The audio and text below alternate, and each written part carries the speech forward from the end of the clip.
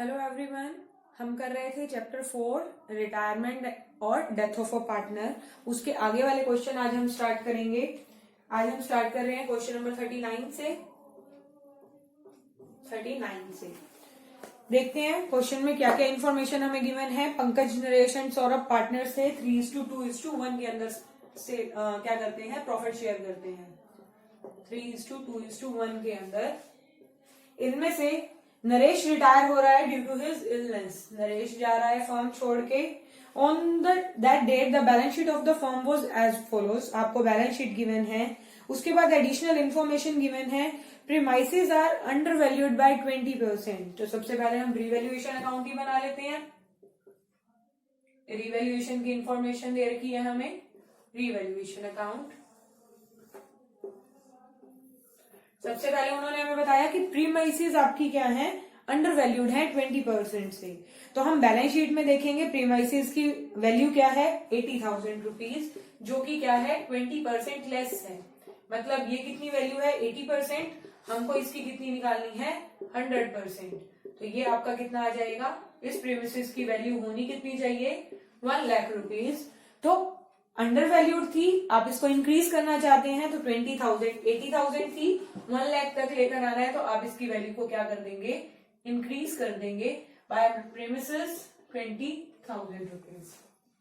Stock is overvalued by 10%। Stock की value आपके पास गिवन है 22,000, जो 10% ओवर वैल्यूड है। मींस इसकी वैल्यू कितनी है 110%।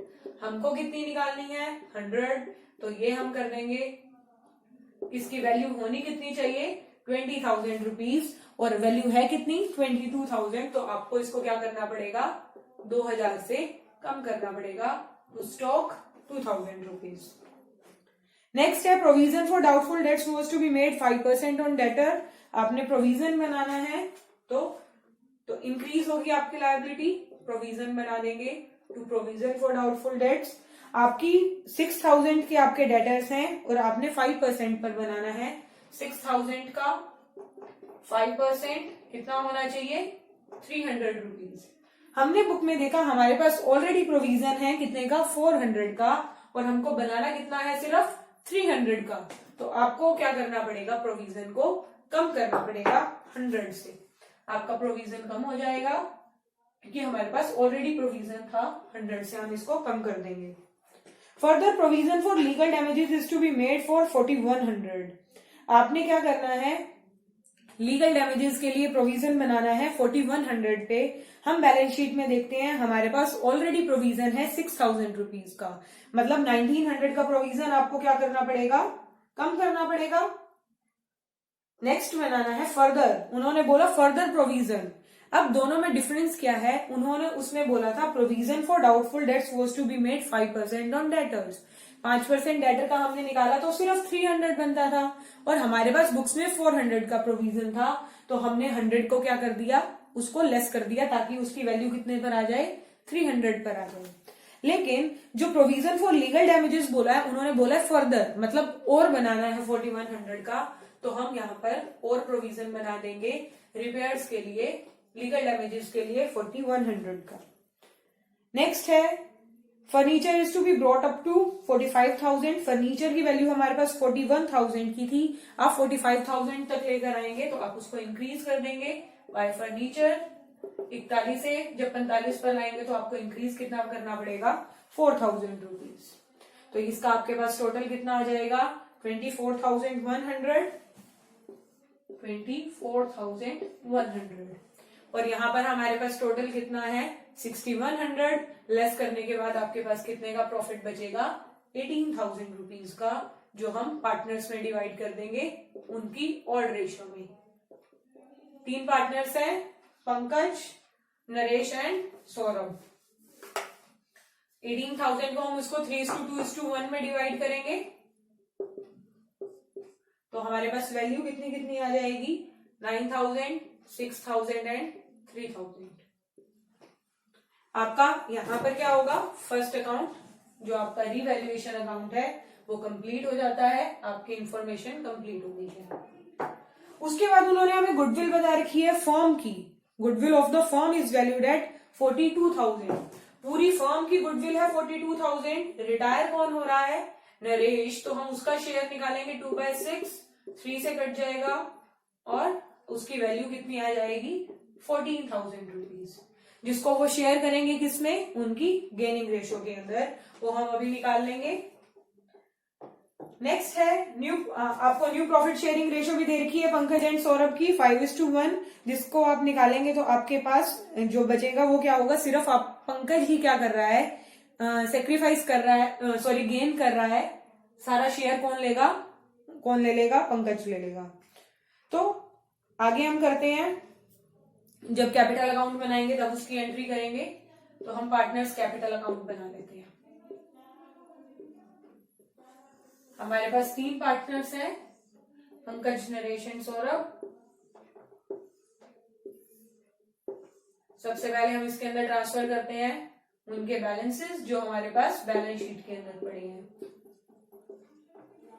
पंकज, नरेश एंड सौरभ। हमारे पास इनके बैलेंसेस हैं 46,000, 30,000 एंड 20,000। उसके बाद सेकंड स्टेप होता है, हम चेक करते हैं बैलेंस शीट के अंदर क्या कोई आइटम है जो हम पार्टनर्स के बीच में डिवाइड करेंगे। तो सबसे पहले आपके पास लायबिलिटीज वाली साइड में जनरल रिजर्व दिया है, वो हम डिवाइड कर देंगे पार्टनर्स के बीच में, उनकी रेशो के अंदर 3:2:1 के अंदर। तो आपके पास कितना आ जाएगा 6,000, 4,000 एंड 2,000 रुपीज। उसके अलावा क्रेडिटर, बिल्स पेबल और कुछ भी नहीं है डिवाइड करने वाला। तो हम नेक्स्ट पर चलते हैं, हमारे पास रिवैल्यूएशन का प्रॉफिट है, वो हम ट्रांसफर कर देंगे बाय रिवैल्यूएशन। हम आपके पास प्रॉफिट कितना है 9,000, 6,000 एंड 3,000 रुपीज। उसके बाद गुडविल दे रखी है फर्म की, इसके अंदर सिर्फ पंकज ही गेन कर रहा है, तो एंट्री क्या हो जाएगी, पंकज कैपिटल अकाउंट, और छोड़कर कौन जा रहा है, नरेश कैपिटल अकाउंट। तो हम एंट्रीज करते हैं यहाँ पर by piece capital account. Amount देगा कौन, नरेश, मिलेगा किसको, नरेश को। तो हम उसका जो हमने अभी 14,000 की गुडविल निकाली थी उसके अकाउंट में ट्रांसफर कर देंगे, और यहाँ पर आपकी एंट्री क्या हो जाएगी, टू नरेश कैपिटल अकाउंट। कौन पे कर रहा है, पंकज पे कर रहा है 14,000 रुपीज। उसके बाद हमारा बीच में एक पॉइंट रह गया था, 26,000 from Naresh capital account be transfer to his loan account. उसका जो भी नरेश का बैलेंस बचेगा उसमें से 26,000 आप क्या करेंगे, उसके लोन में ट्रांसफर कर देंगे, being interest eight 12% per annum and balance be paid through bank. और जो बाकी का बैलेंस है वो आपने पे करना है बैंक से। इफ रिक्वायर्ड नेसेसरी लोन में बी ऑब्टेन्ड फ्रॉम बैंक। अगर आपके पास प्रॉपर अमाउंट्स नहीं पड़े पे करने के लिए तो आप लोन ले सकते हैं बैंक से। तो हम यहाँ पर करते हैं नरेश का, उन्होंने हमें बताया नरेश के लोन के अकाउंट में हमें कितना ट्रांसफर करना है, नरेश के लोन में आप डालेंगे 26,000 रुपीज और बाकी का उसको आप पेमेंट करेंगे। तो हम अकाउंट क्लोज कर लेते हैं। हमारे पास नरेश का कितना अमाउंट बचता है 14 and 6 20, 54,000 रुपीज।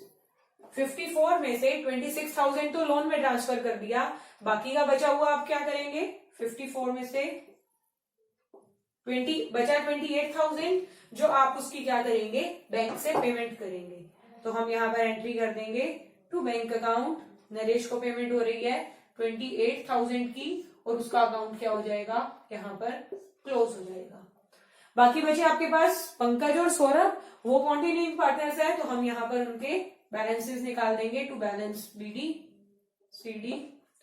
आपके पास यहाँ पर हम देखें कितना अमाउंट आ रहा है 46,000, 52, 61,000।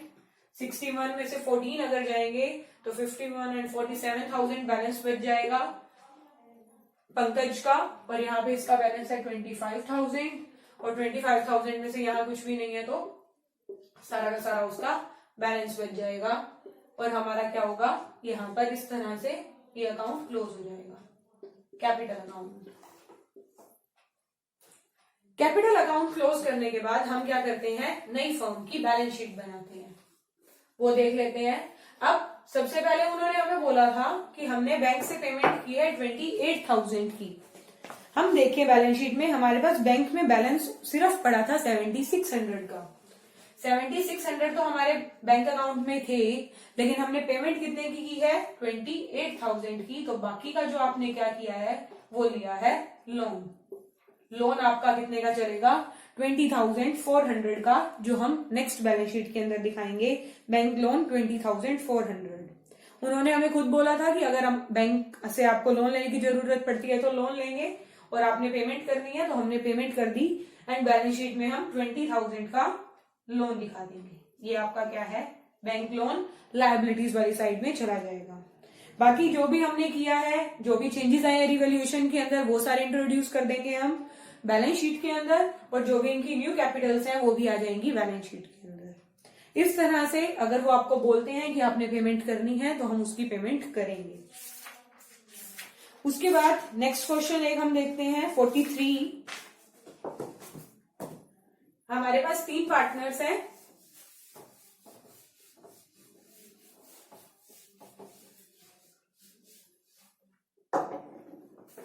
हमारे पास 3 पार्टनर है, Parth, Angad and Lisha.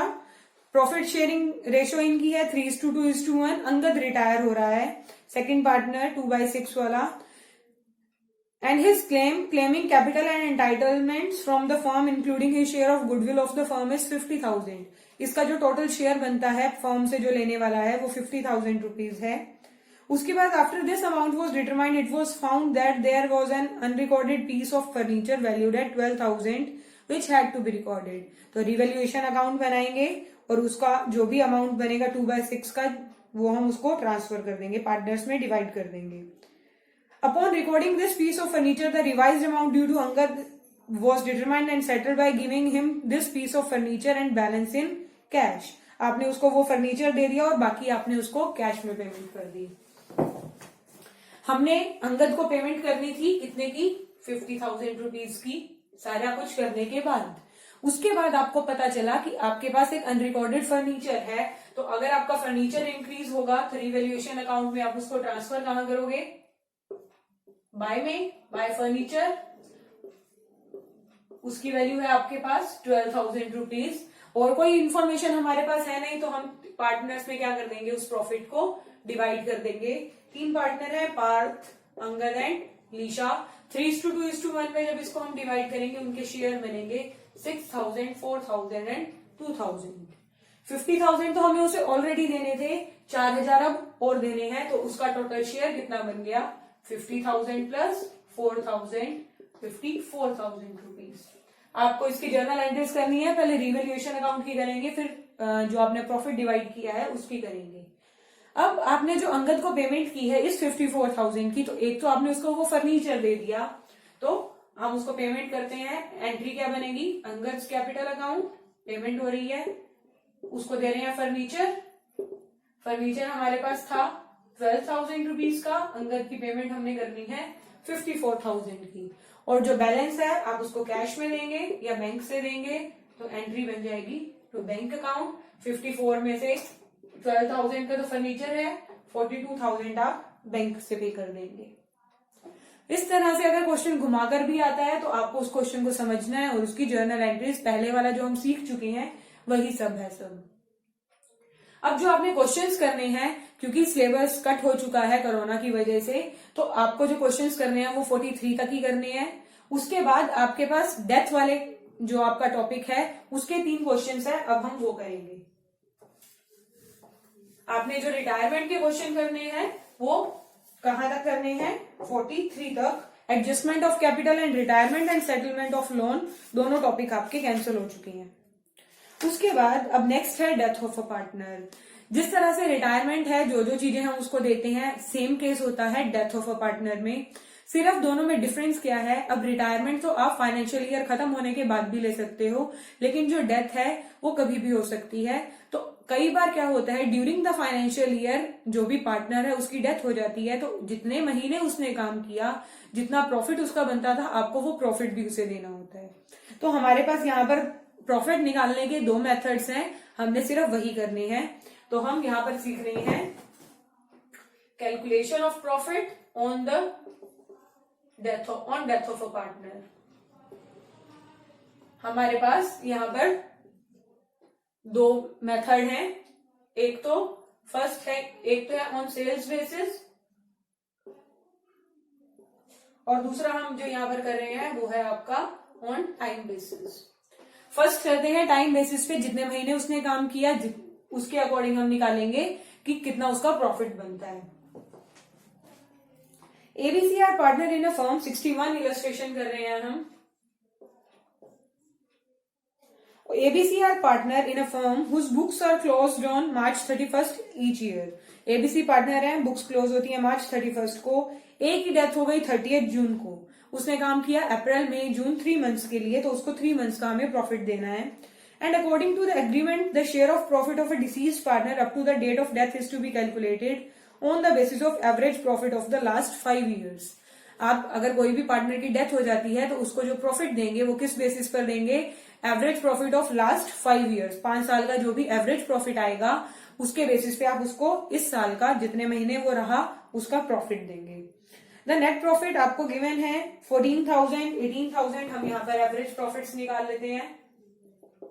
14,000 plus 18,000 plus 16,000, फिर है हमारे पास लॉस तो माइनस 10,000 हो जाएगा, एंड नेक्स्ट भी है आपका 16,000।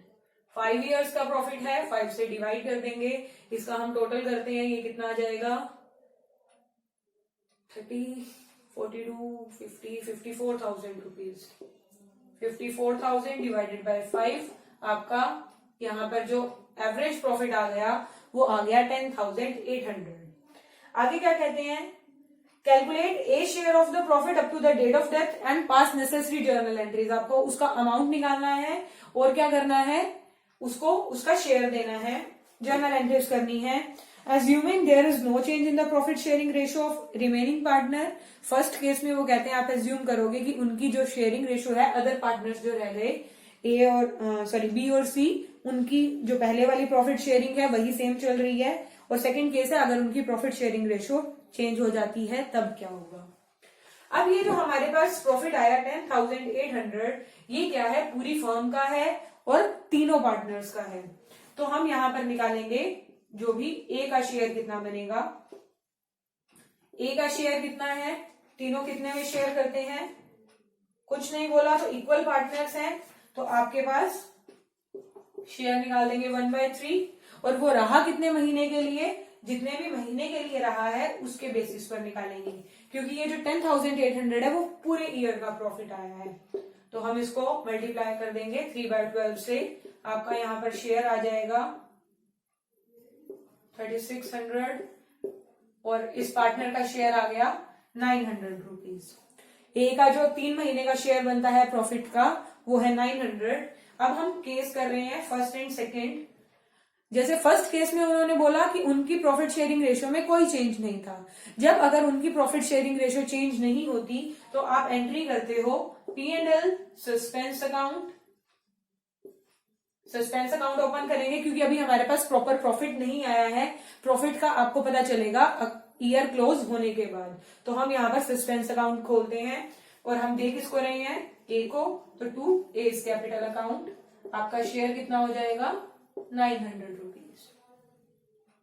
तो ये था फर्स्ट केस। अगर उनकी प्रॉफिट शेयरिंग रेशियो चेंज नहीं होती तो आप P&L सस्पेंस अकाउंट से उसके कैपिटल अकाउंट के अंदर उसका प्रॉफिट का शेयर ट्रांसफर कर देंगे। अब सेकंड केस के अंदर उन्होंने हमें बोला उनकी रेशियो क्या हो गई? 3:2। पहले तीनों की प्रॉफिट शेयरिंग रेशियो क्या थी? ABC 1:1:1। ये ओल्ड है। न्यू में ए की तो डेथ हो गई और इनकी शेयर है 3:2।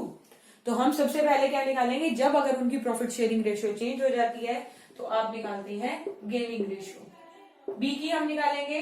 न्यू रेशियो कितनी है? 3/5। ओल्ड कितनी थी? 1/3।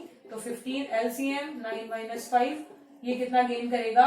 4/15। और सी का हम निकालते हैं 2/5 - 1/3 15। आपका यहाँ पर बन जाएगा 6 - 5 1/15। ये भी क्या करेगा? गेन करेगा। तो जो गेनिंग पार्टनर्स हैं उनको डेबिट कर देंगे बीस कैपिटल अकाउंट। सेकंड केस है ये हमारा, जब प्रॉफिट शेयरिंग रेशियो चेंज हो जाती है तो हम इसको गेनिंग रेशियो में बांटते हैं। C's capital account to A's capital account. A का शेयर कितना बन रहा है? 900। 900 को ये कौन सी रेशो में डिवाइड करेंगे, 4:1 के अंदर इनका जो शेयर बनेगा वो बनेगा 720 एंड 180 रुपीज। तो आपने ये ध्यान रखना है, अगर कभी भी उनकी प्रॉफिट शेयरिंग रेशो चेंज होगी तो आप उसको किसमें डिवाइड करोगे, गेनिंग रेशो के अंदर। और अगर चेंज नहीं हो रही तो हम P&L सस्पेंस अकाउंट ओपन करके उनके बीच में उसका जो भी डिसीज्ड पार्टनर का शेयर होगा वो ट्रांसफर कर देंगे। तो इसी तरह से आपका नेक्स्ट 62 क्वेश्चन है वो आप खुद करेंगे। उसके बाद है सेकेंड मेथड हमारा ऑन सेल्स बेसिस, हम वो देख लेते हैं किस तरह से किया जाएगा।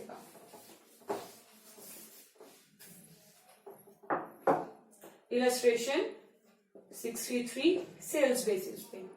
सेकेंड मेथड के अंदर हम क्या कर रहे हैं, अब तक जितनी हम सेल्स कर चुके हैं और जितना हमारा प्रॉफिट मार्जिन है उसके अकॉर्डिंग हम निकालते हैं कि हमारा अब तक प्रॉफिट कितना हुआ है, और प्रॉफिट की जितनी सेल्स हुई है उसका परसेंट आपको प्रॉफिट पता चल जाएगा, और प्रॉफिट में से जो डिसीज पार्टनर है उसका शेयर कितना बनता है वो निकालेंगे। तो 63 क्वेश्चन, सारा, Sita and Meena were partners in a firm sharing profit and losses in the ratio of 2:2:1। 3 partner हैं, सारा, सीता एंड मीना, 3 पार्टनर हैं, रेशो है इनकी 2:2:1। यहां पर सारा डाई हो गई, जो आपका फर्स्ट पार्टनर है उसकी डेथ हो गई। Whereas the firm closes its books on 31st March every year, ये अपनी बुक्स क्लोज करते हैं 31st मार्च को, लेकिन जो ये है इसकी डेथ हो गई 30th जून को, 3 महीने के बाद ही। According to their partnership deed, Sarah's representative would be entitled to get share in the interim profits of the firm calculated on sales basis। जो भी पार्टनर डिसीज्ड हो जाएगा उसको इंटरिम प्रॉफिट में से क्या मिलेगा, शेयर मिलेगा। किसके बेसिस पर कैलकुलेट करेंगे, सेल्स के बेसिस पर। Sales and profit for the year 2016-17, आपका फाइनेंशियल ईयर 17-18 चल रहा है, लेकिन आपको जो इन्फॉर्मेशन गिवन है वो 16-17 की है, ताकि आप जान सको कि हम कितना प्रॉफिट अर्न करते हैं, सेल्स का कितना परसेंट हम प्रॉफिट अर्न कर रहे हैं। तो आपकी सेल्स थी 6 लाख एंड प्रॉफिट थे 1,80,000 रुपीज। हमारा यहाँ पर फॉर्मूला है, हम पहले क्या निकालते हैं, ratio of profit to sales, कि सेल्स का कितने परसेंट प्रॉफिट सेल्स का कितने परसेंट आप प्रॉफिट कमाते हो। 1,80,000 आपका प्रॉफिट है, टोटल सेल्स कितने की है, 6 लाख रुपीज की।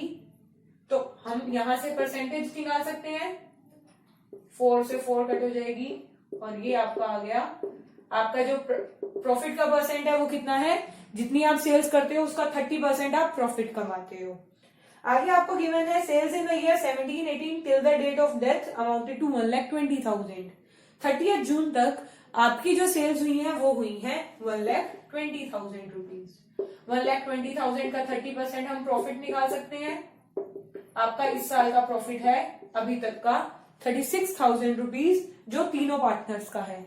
हमको यहाँ पर किसका निकालना है, सारा का शेयर निकाल देंगे। 36,000 इंटू 2/5, इसको हम कट करेंगे, 5 7 2 7,200, 14,400 के आ जाएगा। जो भी आपका सारा का शेयर है हमारे पास आ गया 14,400 रुपीज। अब इसके अंदर हम, जैसे हमने पहले वाले में किया था कि हमने 3 मंथ्स का निकाला था, इसमें निकालने की जरूरत नहीं है, क्योंकि हमको जो सेल्स गिवन है वही 3 मंथ्स की गिवन है। तो 3 मंथ्स का हम नहीं निकालेंगे इसमें से सारा का शेयर। हमने सिर्फ कितना निकाला, जो उसका शेयर था प्रॉफिट शेयरिंग रेशो में वही। तो यहाँ पर आपके पास 14,400 आ गया। हमको नए प्रॉफिट शेयरिंग रेशो के बारे में कोई इंफॉर्मेशन गिवन नहीं है, तो हमारी एंट्री क्या हो जाएगी, P&L suspense account to Sara's capital account. Sara को आप कितने की पेमेंट करेंगे, 14,400 की। अगर तो इनकी रेशो चेंज होती फिर हम इसको किस में डिवाइड करते, गेनिंग रेशो के अंदर। तो इस तरह से हमारा आज ये चैप्टर कंप्लीट हो गया है। आपने जो इसके क्वेश्चंस करने हैं वो करने हैं क्वेश्चन नंबर 1, जो ये आपका चैप्टर है, चैप्टर 4 रिटायरमेंट और death of a partner, question number 1 से क्वेश्चन नंबर 43 तक। उसके बाद आपका एडजस्टमेंट ऑफ कैपिटल एंड साथ में आपका retirement and settlement of loan है, वो दोनों टॉपिक आपके कट हो चुकी हैं। उसके बाद डेथ ऑफ अ पार्टनर वाला जो टॉपिक आता है उसके अंदर सिर्फ आपने उनका शेयर निकालना है, इसके अलावा कुछ भी नहीं करना। तो क्वेश्चन नंबर 1 to 43 करेंगे, और उसके अलावा जो आपके क्वेश्चन है हमने जो किए हैं 61 to 63, किस बेसिस पे कैसे आप नए जो डिसीज्ड पार्टनर है उसका प्रॉफिट निकालते हो, 2 मेथड्स गिवन है, सिर्फ यही करना है। तो आज के लिए इतना ही, हमारा चैप्टर 4 कंप्लीट हो गया है। तो थैंक यू।